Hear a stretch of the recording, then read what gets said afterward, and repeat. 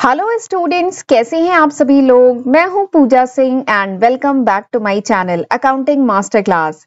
And इस समय हम डिस्कस कर रहे हैं डिटेल में about securities, about investment, about security analysis and portfolio. इसके बारे में इस समय हम लोग डिटेल में डिस्कस कर रहे हैं।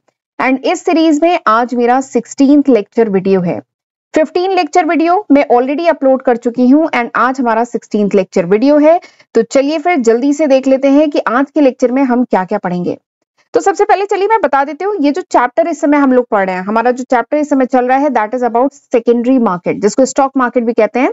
तो ये चैप्टर इस समय हम डिस्कस कर रहे हैं, जिसमें मैं पिछले लेक्चर वीडियो में आपको बता चुकी हूँ बहुत डिटेल में अबाउट सेकेंडरी मार्केट। ये सेकेंडरी मार्केट क्या होता है, स्टॉक मार्केट क्या है, क्या हिस्ट्री है स्टॉक मार्केट की, कैसे इंडिया में स्टॉक मार्केट शुरू हुआ, कैसे सेकेंडरी मार्केट शुरू हुआ, इसके क्या क्या फंक्शन है। तो ये सब हमने डिटेल में पिछले लेक्चर में पढ़ा था एंड आज हम इसके आगे पढ़ेंगे। आज मैं आपको बताऊंगी अबाउट रेगुलेटरी फ्रेमवर्क, यानी जो रेगुलेटरी स्ट्रक्चर है सेकेंडरी मार्केट का, स्टॉक मार्केट का, वो क्या है, कौन कौन से एक्ट्स हैं जो सेकेंडरी मार्केट से रिलेटेड है। ठीक है, वो सब हम समझेंगे। एंड इसके साथ ही मैं आपको बताऊंगी कि इंडिया में इस समय 2023 में कितने stock exchange, recognise stock exchange कितने हैं। वैसे ये सवाल मैंने पिछले लेक्चर वीडियो में पूछा था, अगर आपने कमेंट सेक्शन में बता दिया होगा तो बहुत अच्छी बात है, नहीं बताया तो आज इसका सॉल्यूशन आपको मैं बताऊंगी कि इस समय 2023 में इंडिया में कितने रिकॉग्नाइज स्टॉक एक्सचेंज हैं। ठीक है, इसके साथ ही हमें इस चैप्टर में पढ़ना है ट्रेडिंग, यानी बाइंग और सेलिंग ऑफ सिक्योरिटी, यानी कैसे सिक्योरिटीज को बाय एंड सेल करते हैं। सेटलमेंट सिस्टम कौन कौन से हैं, तो 2 सेटलमेंट सिस्टम है, इसके बारे में भी डिटेल में पढ़ेंगे। ऑनलाइन ट्रेडिंग पढ़ेंगे, तो ये सब हमें पढ़ना है।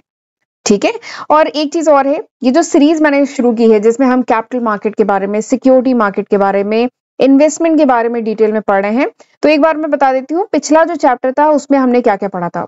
तो देखिए, इस चैप्टर में हम सेकेंडरी मार्केट के बारे में पढ़ रहे हैं। पिछले चैप्टर में मैंने डिटेल में प्राइमरी मार्केट के बारे में पढ़ाया था। कैपिटल मार्केट क्या है, प्राइमरी मार्केट, सेकेंडरी मार्केट, दोनों के बीच में क्या रिलेशनशिप है। ये जो प्राइमरी मार्केट है, ये इसको न्यू इशू मार्केट, आईपीओ, ये सब क्या कॉन्सेप्ट है, प्राइमरी मार्केट के फंक्शंस क्या है, प्राइमरी मार्केट में कौन कौन सी पार्टीज इन्वॉल्व होती हैं। तो ये 7 पार्टीज होती हैं प्राइमरी मार्केट से रिलेटेड, ये सब हमने पढ़ा था। एंड अगला हमने प्लेसमेंट टू द इशू पढ़ा था, यानी जब भी कोई न्यू इशू आता है मार्केट में तो किस तरीके से आता है। तो 5 तरीके हो सकते हैं, उसके बारे में हमने डिटेल में पढ़ा था पिछले चैप्टर में। ठीक है, तो इन सब के भी वीडियोज आपको मिल जाएंगे मेरे चैनल पे, तो जरूर पढ़ लीजिएगा। मैंने ये जो सीरीज हमारी चल रही है इसकी सेपरेट प्लेलिस्ट अपने चैनल पे बनाई हुई है, तो जरूर इसका फायदा उठाइएगा एंड कोशिश करिएगा ये जितने भी लेक्चर्स हैं, इसीलिए मैं नंबरिंग कर रही हूँ, ये जितने भी लेक्चर्स हैं इनको सीक्वेंस में देखें, तभी कॉन्सेप्ट अच्छे से क्लियर होगा। ठीक है, तो चलिए फिर समय नहीं वेस्ट करते हैं, जल्दी से आज का लेक्चर हम स्टार्ट करते हैं।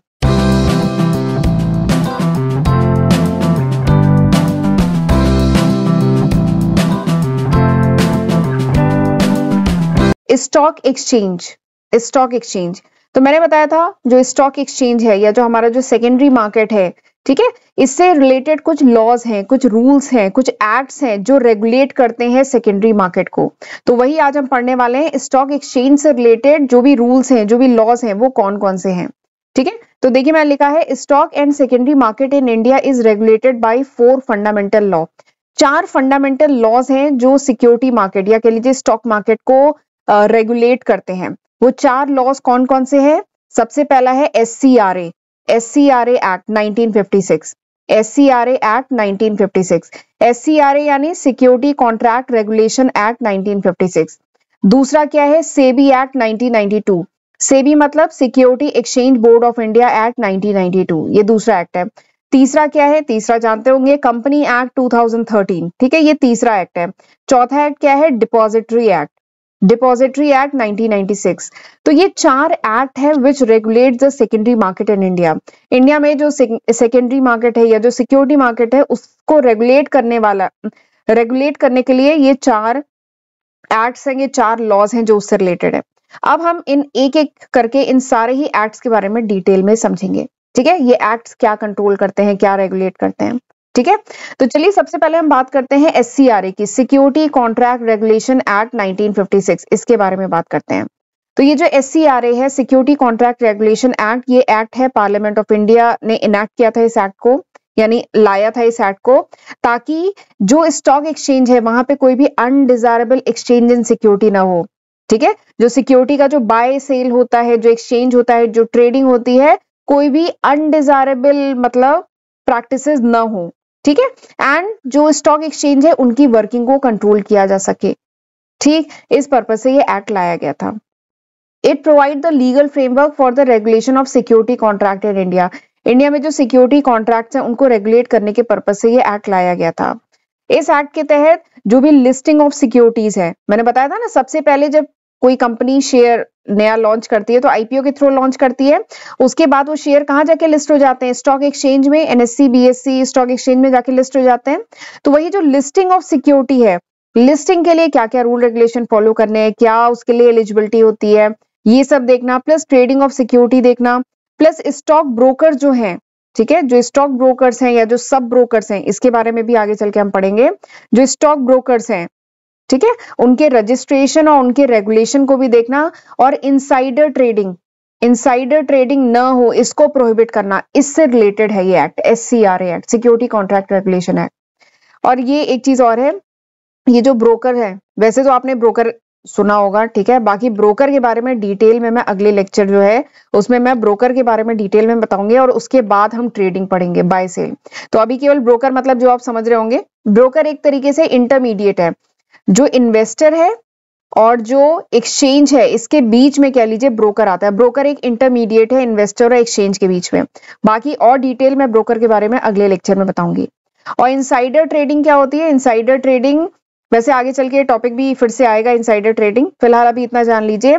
जैसे कंपनी की जो इनसाइड इंफॉर्मेशन है, अंदर की खबर है, उसको यूज करके हम अगर उसका फायदा उठा करके शेयर को खरीदते बेचते हैं ना, that is called insider trading. जैसे सपोज करिए हम किसी एक्स कंपनी में काम करते हैं, ठीक है, और हमें खबर लग गई है कि ये एक्स कंपनी का मर्जर होने वाला है किसी दूसरी कंपनी के साथ, या एक्स कंपनी का कोई बड़ा प्रोजेक्ट आने वाला है, या बहुत पहले से हमें पता चल जाए, तो हम पहले से शेयर खरीद लेंगे। तो मतलब इस टाइप की चीजें, यानी कंपनी के अंदर की इनसाइड इंफॉर्मेशन को यूज करके जब ट्रेडिंग की जाए, ठीक है, तो that is called insider trading, और ये प्रोहिबिटेड है। इसीलिए कंपनीज के जो टॉप के जो बोर्ड ऑफ डायरेक्टर्स होते हैं और जो टॉप एग्जीक्यूटिव होते हैं, उनपे ट्रेडिंग को लेके थोड़ा सा रिस्ट्रिक्शन होता है, ठीक है। तो ये जो SCRA एक्ट है, इसके तहत ये सारी चीजें आती हैं। ठीक, चलिए, ये हो गया पहला एक्ट, SCRA एक्ट 1956। अगला जो एक्ट है सेबी एक्ट। इवन सेबी पे तो मैं एक सेपरेट चैप्टर पढ़ाऊंगी। इवन मैं इकोनॉमिक्स में भी सेबी पहले भी पढ़ा चुकी हूँ, पर अभी हम दोबारा डिटेल में सेबी पढ़ेंगे, ठीक है। सेबी पे इवन कह लीजिए, सेबी जो इससे पहले जो मैं एक वीडियो सेबी पे डाल चुकी हूँ, वो मैंने 12th लेवल के हिसाब से, वो 12th क्लास के स्टैंडर्ड के हिसाब से वो सेबी पे वीडियो बनाया। बट अभी मैं एक और वीडियो बनाऊंगी, इसी सीरीज में आगे है, जिसमें हम डिटेल में पढ़ेंगे सेबी के बारे में, और ये बहुत इंपॉर्टेंट टॉपिक है, क्वेश्चन यहाँ से आता ही है, ठीक है। तो सेबी एक्ट के तहत सेबी को एस्टैब्लिश किया गया था। कह लीजिए डिपार्टमेंट ऑफ इकोनॉमिक अफेयर, जो गवर्नमेंट का जो डिपार्टमेंट ऑफ इकोनॉमिक अफेयर है, उसका जो कैपिटल मार्केट डिवीजन है, उसने मतलब सेबी एक्ट के तहत क्या क्या चीजें आएंगी, सेबी एक्ट के अंतर्गत क्या क्या चीजें आती हैं, वो सब इन्होंने प्लान, मतलब वो सब इन्होंने कह लीजिए एडमिनिस्टर करना और उसको देखने की जिम्मेदारी इन पर है। और सेबी एक्ट के ही तहत एस्टैब्लिश किया गया था सेबी, ठीक है। सेबी एक्ट 1992 आया था, उसी एक्ट के तहत सेबी को एस्टैब्लिश किया गया। सेबी न्यूज वगैरह अगर आप देखते हैं तो आपने सुना होगा SEBI. SEBI is security exchange board of India. SEBI क्या है? SEBI। सेबी क्या है? Security exchange board of India. कह लीजिए सबसे मेन ऑथराइज रेगुलेटरी बॉडी है जो रेगुलेट करती है इंडियन स्टॉक मार्केट को। सेबी सबसे बड़ी बॉडी है। जैसे बैंक्स को कौन कंट्रोल करता है या रेगुलेट कौन करता है? इंडिया में अगर हम बैंक की बात करें तो बैंक को कौन रेगुलेट करता है? RBI, reserve bank of India. वैसे ही अगर हम बात करें पूरे कैपिटल मार्केट को कौन रेगुलेट करता है, सिक्योरिटी मार्केट को कौन रेगुलेट करता है, सबसे बड़ी बॉडी कौन सी है जो रेगुलेट करती है? That is SEBI, security exchange board of India. तो वही चीज मैंने यहाँ पे लिखी है कि it is the main authorise regulatory body जो रेगुलेट करती है इंडियन स्टॉक एक्सचेंज को, ठीक है। तो this is SEBI and SEBI was establish under the SEBI act 1992 के तहत इसे एस्टैब्लिश किया गया था। सेबी का काम है, वैसे जब मैं आपको आगे सेबी डिटेल में हम एक वीडियो जब बनाऊंगी पढ़ाऊंगी, उसमें सेबी के 3 मेन फंक्शन है जो सेबी एक्ट में बताए गए हैं। उसमें से एक ये है, जो अभी यहाँ पे मैंने लिखा है। बाकी वहां पे मैं डिटेल में बताऊंगी कि सेबी एक्ट में क्या बताया गया है। 3 मेन काम है सेबी के, जिसमें एक काम ये है to keep the interest of investor protected, यानी जो इन्वेस्टर्स हैं, जो ट्रेडर हैं, उनके जो इंटरेस्ट है, उनके हितों को प्रोटेक्ट करना, ये एक बहुत इंपॉर्टेंट फंक्शन है सेबी का। किसी भी इन्वेस्टर के साथ कोई फ्रॉड ना हो, अनफेयर ट्रेड प्रैक्टिसेस ना हो, किसी इन्वेस्टर का मतलब कुछ भी उसके हित में मतलब काम हो, उसके इंटरेस्ट में काम हो, उसके हित में काम हो, ये देखना काम सेबी का होता है। एंड जितने भी इंडियन स्टॉक मार्केट है, उन सबको क्या फॉलो करना होता है? जो भी इंडियन स्टॉक मार्केट है, चाहे इन्वेस्टर्स हैं, चाहे ट्रेडर हैं, उन सबको जो भी रूल रेगुलेशन सेबी ने बनाए हैं, उनको क्या करना होता है? अबाइड, यानी उनको फॉलो करना है। ठीक है, ये बात समझ में आई? सेबी एक्ट में हर पार्टीज के लिए, जैसे चाहे स्टॉक एक्सचेंज हो, चाहे इन्वेस्टर हो, चाहे ट्रेडर हो, सबके लिए रूल रेगुलेशन पूरे पहले से ऑलरेडी डिफाइंड है। एंड सभी को वो रूल रेगुलेशन फॉलो करने हैं ताकि स्टॉक एक्सचेंज में फेयरनेस बनी रहे, यानी सारा काम ईमानदारी से हो, फेयरनेस बनी रहे, किसी के साथ फ्रॉड वगैरह ना हो। तो this is the second act which regulates the stock exchange. कौन सा एक्ट है? सेबी एक्ट 1992। 2 एक्ट हमने पढ़ लिए, तीसरा पढ़ते हैं कंपनी एक्ट 2013। तो कंपनी एक्ट भी स्टॉक एक्सचेंज से रिलेटेड है। देखिए एक्चुअली में स्टॉक एक्सचेंज में ट्रेडिंग हो किन की रही है? स्टॉक एक्सचेंज में जो ट्रेडिंग हो रही है वो किसकी ट्रेडिंग हो रही है? शेयर्स की। शेयर किसके हैं? कंपनीज के ही तो हैं। शेयर किसके हैं? कंपनीज के शेयर की ट्रेडिंग हो रही है ना, इसलिए कंपनी एक्ट 2013 तो आना ही है। ठीक है, तो कंपनी एक्ट 2013 ये तीसरा एक्ट है which regulate the stock exchange functioning. This act regulate the incorporation of the company. ये जो एक्ट है ये क्या रेगुलेट करता है? कंपनी का जो फॉर्मेशन है, कंपनी की जो रिस्पॉन्सिबिलिटी है, कंपनीज के डायरेक्टर की जो रिस्पॉन्सिबिलिटी है, कंपनी जब डिसॉल्व होती है तो किस प्रोसीजर के तहत डिसॉल्व होती है, ये सब कंपनी एक्ट में डिफाइंड है, उसी के अकॉर्डिंग होता है। एंड इसी के साथ ही ये जो एक्ट है it enables the company to form by registration setup the responsibility of the company. इस एक्ट के तहत कंपनी रजिस्टर होती है, कंपनी इनकॉर्पोरेट होती है, कंपनी की रिस्पॉन्सिबिलिटी तय होती है, एंड कंपनी किस तरीके से वाइंड अप होगी, ये सब इस एक्ट के तहत है। ठीक है, एंड कोई भी कंपनी कैसे शेयर को इशू करेगी, कैसे ट्रांसफर करेगी, ये सब भी इस कंपनी एक्ट 2013 में डिफाइंड है। ठीक है, तो ये हो गया आपका तीसरा एक्ट। एंड चौथा और आखिरी एक्ट क्या है? Depository act 1996। Depository act 1996। तो आप सोच रहे होंगे सबसे पहले कि डिपॉजिटरी होता क्या है, तो मैं बता दूं अभी आगे चल के डिपॉजिटरी पूरा एक चैप्टर है और इस पे सेपरेट वीडियो बनेगा। बट फिलहाल आप जान लीजिए कि जो शेयर्स हैं, देखिए पहले के टाइम में था कि शेयर पेपर फॉर्म में, फिजिकल फॉर्म में चलते थे, शेयर के सर्टिफिकेट होते थे। ठीक है, लेकिन आजकल क्या है, सब कुछ इलेक्ट्रॉनिक फॉर्म में है। एक डीमैट अकाउंट होता है, डीमैट अकाउंट होता है। अगले लेक्चर में हम डीमैट अकाउंट, ट्रेडिंग अकाउंट के बारे में पढ़ेंगे, क्योंकि अगले लेक्चर में हम ट्रेडिंग पढ़ेंगे, बाय सेल कैसे होता है। तो थोड़ा सा यहाँ पे बता देती हूँ, ये जो डीमैट अकाउंट है इसमें क्या होता है, शेयर इलेक्ट्रॉनिक फॉर्म में, डिजिटल फॉर्म में रहते हैं। ठीक है, तो अब ये जो इलेक्ट्रॉनिक फॉर्म डिजिटल फॉर्म में रहेंगे, ये रहते कहाँ हैं? तो ये रहते हैं डिपॉजिटरीज में।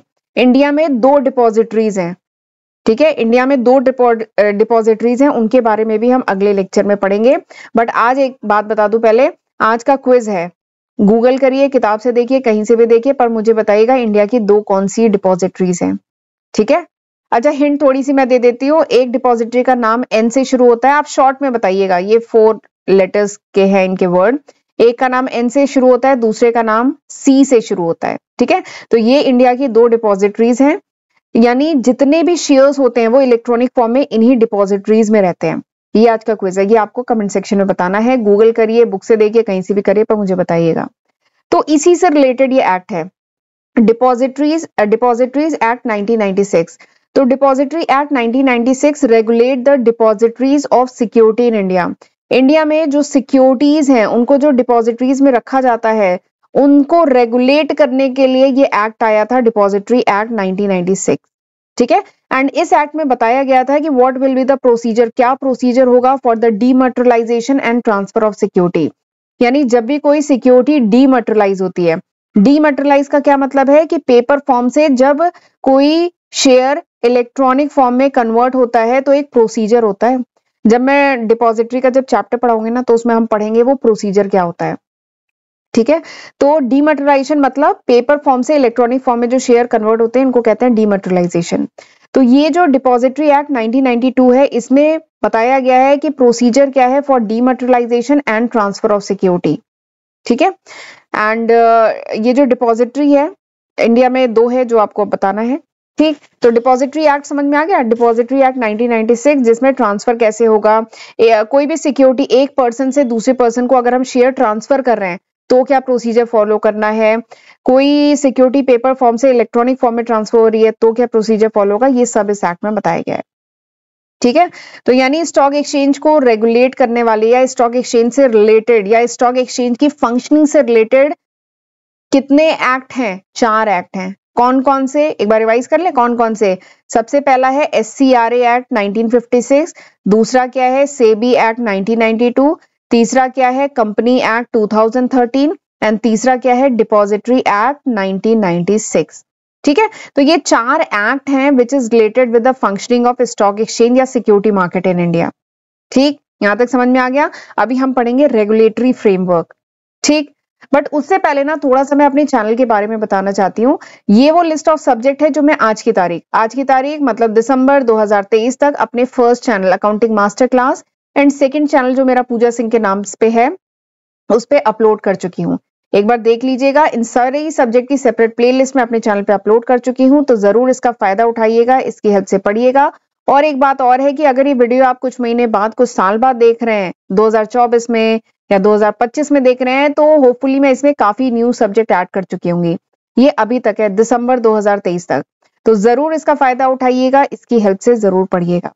ठीक है। एंड चैनल अभी तक नहीं सब्सक्राइब किया है तो मेरा पहला चैनल एंड दूसरा चैनल दोनों को जरूर सब्सक्राइब कर लीजिएगा। एंड वीडियो पसंद आए तो लाइक करना मत भूलिएगा। एंड कमेंट सेक्शन में आज का जो क्विज जो मैंने आपसे पूछा है वो मुझे जरूर बताइएगा। ठीक है। इसके साथ ये भी बताइएगा कि हाउ वाज दिस लेक्चर, ये लेक्चर कैसा था, आपको समझ में आया कि नहीं आया। एंड अगर मेरे चैनल पे अपलोडेड वीडियोस के नोट्स चाहिए then you can download my application from Google Play store.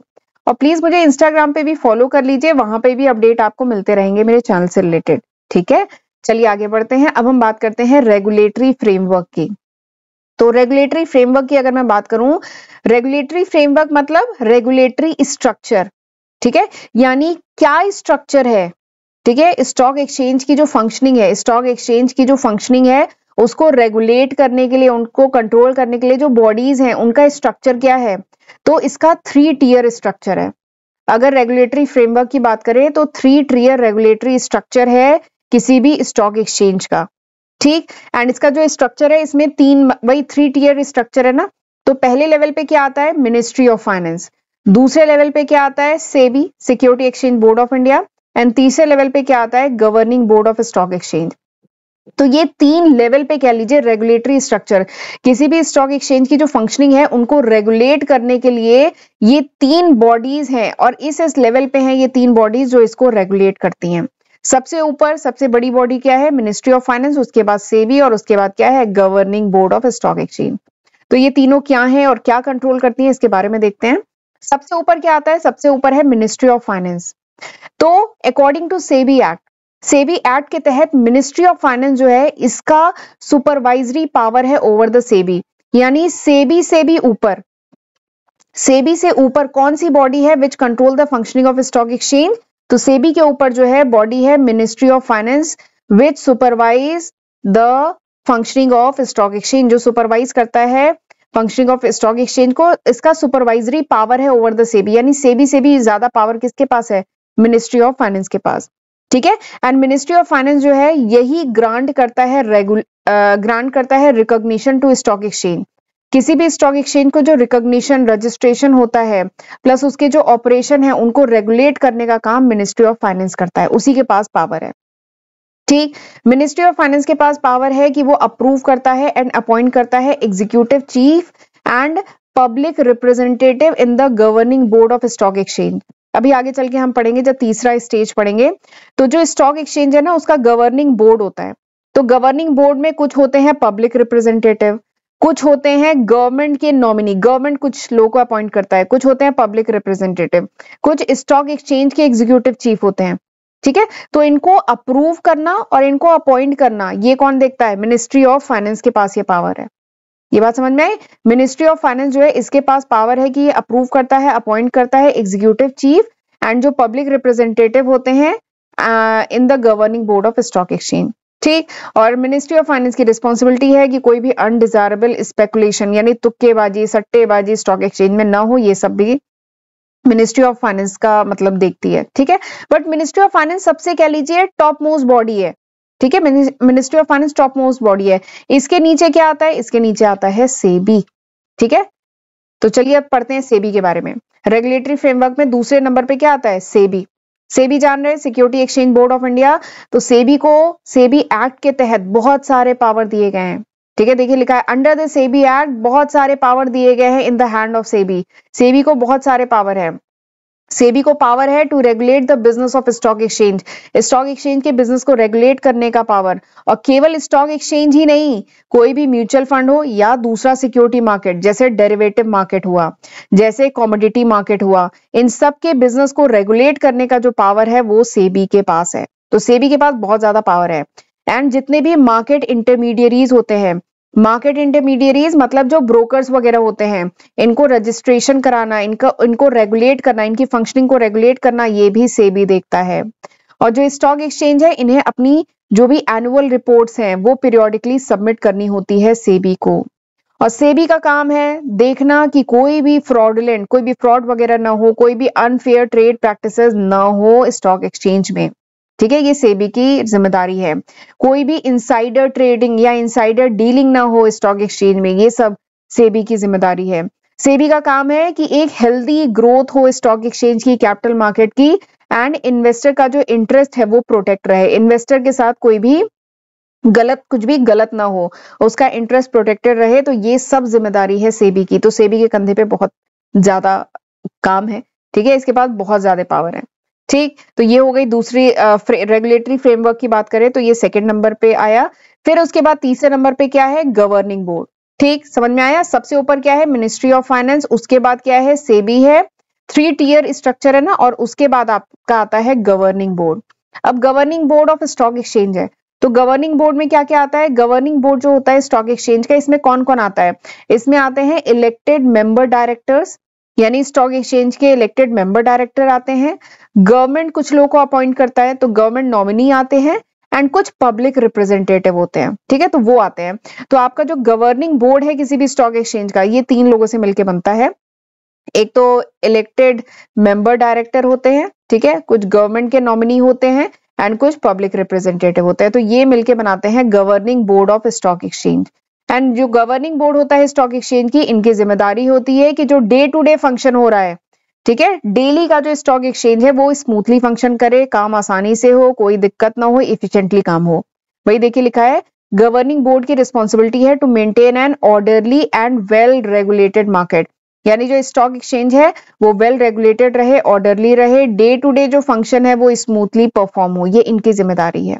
ठीक है, एंड इसके तहत जो एग्जीक्यूटिव डायरेक्टर होता है स्टॉक एक्सचेंज का, जो एग्जीक्यूटिव डायरेक्टर होता है, इसको सफिशिएंट पावर दिए जाते हैं।